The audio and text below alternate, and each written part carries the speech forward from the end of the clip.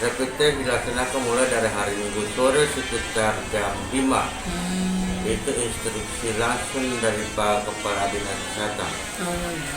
Lalu kita mulai kerja dari jam 5 sore kemarin hari Minggu tanggal 12. Tanggal 12 sampai jam 12 malam itu. Untuk layani yang hari Senin pagi tes. Oh iya. Berarti yang tes hari ini nanti besok. Kalau hari ini pagi hari kita layani yang tes hari Senin tanggal 13 jam 1. Dan yang besok pagi dan besok. Oke. Nanti Begitupun nanti besok juga begitu. Nanti besok dilayani yang tes hari Rabu. Oke. Berarti ada toh? Oke. Sampai selesai, Pak ya? Sampai selesai calon pegawai P3K. Oke.